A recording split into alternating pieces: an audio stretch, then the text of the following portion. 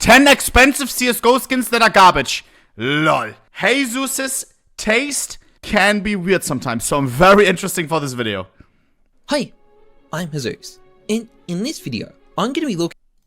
Let's see. I know that he hates the Fire Serpent. I think 100% one of these guns will be the AK Fire Serpent. He hates that skin.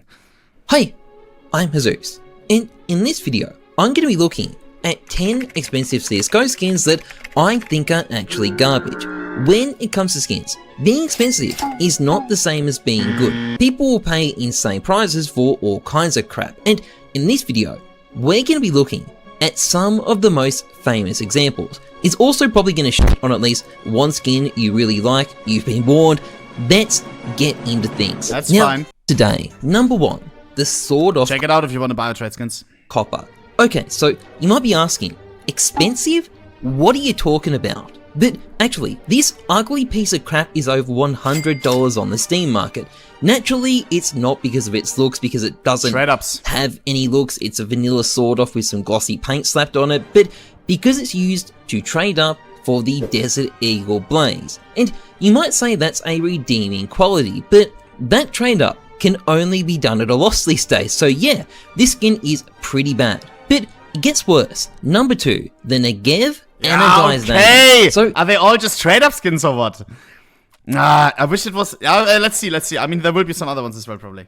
This is the laser beam gun, except with a bit of blue on it. Pretty mid, which is naturally why this thing is worth $400 on the Steam market. And if you're wondering how such a bad skin on a bad gun in a Forgotten Collection can be worth that much, it's because you can use it to trade up for the Glock Fade. A trade up which is currently massively unprofitable. So yeah, this thing sucks. Number 3, the Phase 2 Gamma Doppler from the Riptide knives. Now, believe it or not, when the Gamma knives were first released in the appropriately named Gamma case back in 2016, the Phase 2 quickly became the most popular pattern after the Emerald, because in part it was considered to be kind of a fake Emerald. But for whatever reason, when the finish was reused for the Riptide knives, Valve screwed it up completely, and it came out looking really dead. The main reason for this appears to be that they decided to use this dull camo green on the handles that just looked... I love it. That's one of my favorite colors, I'm not even kidding. That's one of the reasons why I love this face. This color to me is so sexy.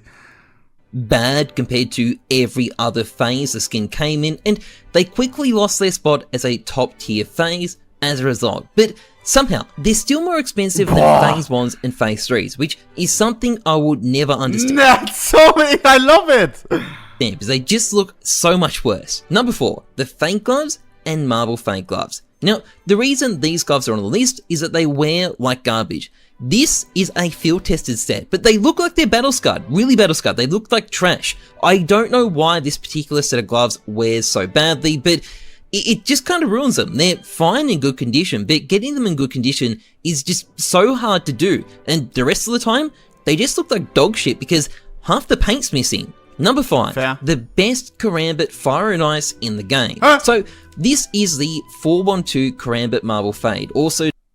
Okay, and now listen closely, bro. Oh, chat, he's gonna glaze the hell out of me. He's gonna mention, yeah.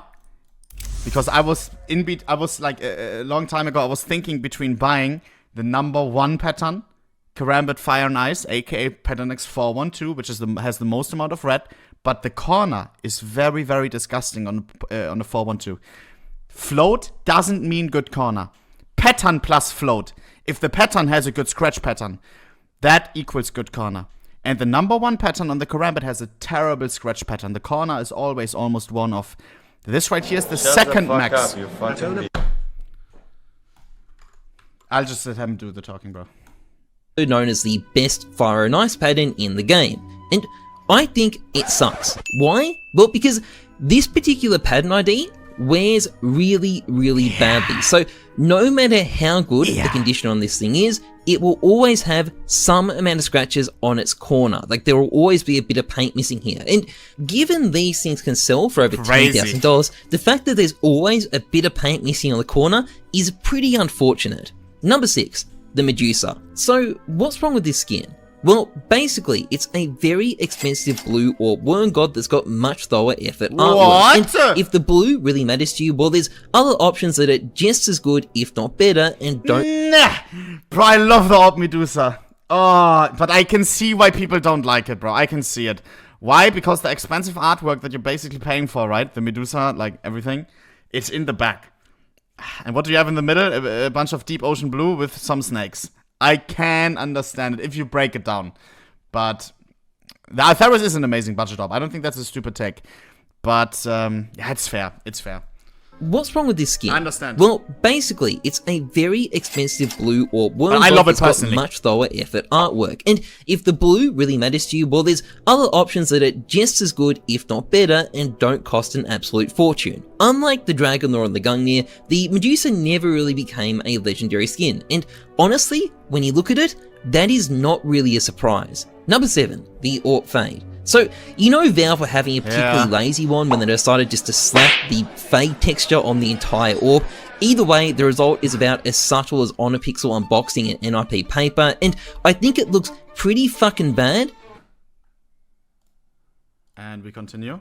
Given how much of a high tier skin it's meant to be. Number 8, the Lightning Strike. Okay, what? So what is my problem with the Lightning Strike? It's the texture. It's way too low res. Now, I found the original image. But they fixed that, no? Chat, the Orb Lightning Strike is a lot more high res than it used to be. A lot more. One time they fixed it. It was based on, and look, some of that fuzziness is probably a bit baked in. The original image is a bit grey. Don't say no. Yes, they did. 100%, bro.